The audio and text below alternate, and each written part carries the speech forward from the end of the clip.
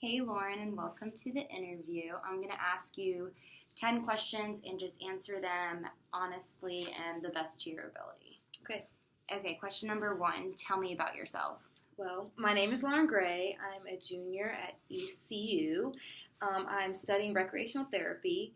I played softball all 4 years in high school, and I participated in the marching band for 3 years.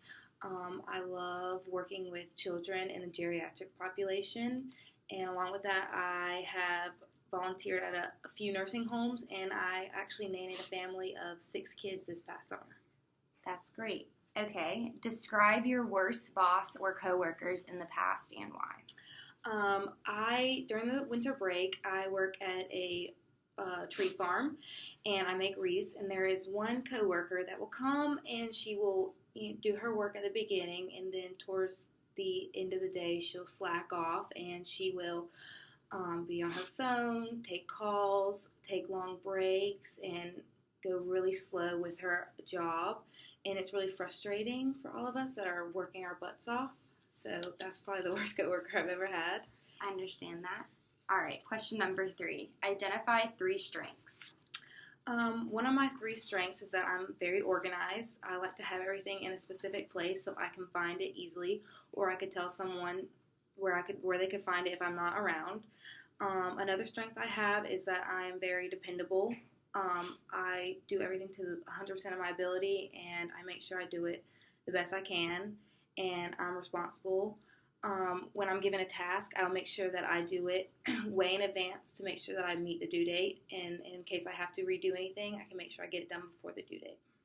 That sounds good. Okay, question number 4. Share with me 2 weaknesses that you have. One of my weaknesses is that I'm too nice. I don't know how to say no to some people, and I try to make sure everyone's my friend. I don't like to have enemies, so it's hard for me to tell people sometimes how I feel. And another weakness I have is that people take advantage of me a lot. Along with that, I don't know how to say no. I don't like to have people mad at me or anything like that, so I try and just go along with the flow and just do what everyone else wants to do. Okay. Can you tell me about a time where you had to take initiative? So this past summer, I nannied a family of 6, and they asked me to go on vacation with them to watch the kids. So I did, and while I was there, I took the initiative to cook, clean, do laundry while taking care of the kids so the parents could have a relaxing vacation. That sounds good. Okay. For the next question, can you share with me a time that you might have observed or dealt with a difficult client? If you don't have one, share with me a time where you have dealt with a difficult sibling or peer. I have a sister who is 6 months older than me, so she usually comes to me about advice or when she needs to vent. And so when she comes to me, I usually give her my advice back or tell her what I think she should do. And she tends to argue and not agree with what I say, so it's really hard for me to tell her the truth and tell her how I feel when she never understands where I'm coming from or takes my criticism the right way. All right, next I'm going to ask you a scenario question. Just answer it to the best of your ability. The question is, your 6 patients are ages 18, 27, 54, 60, 33, and 43. You have worked with the 18-year-old male for 2.5 weeks prior to this session.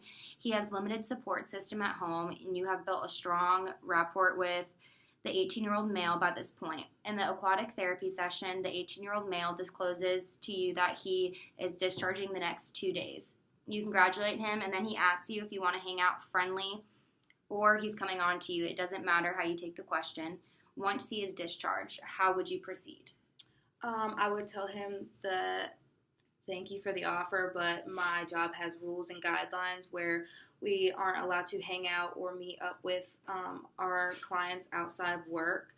I would then tell him that I wish him luck with the rest of his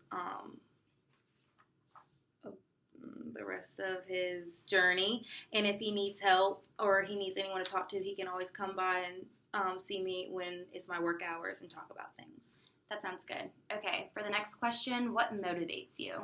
I think the biggest thing that motivates me is seeing the impact I have on other people's lives.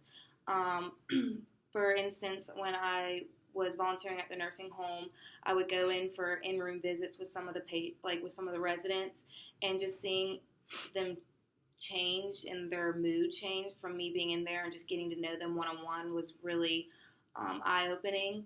And I think another thing that motivates me is like when I see like when I want to be better at my job, because I see how much it impacts other people's lives.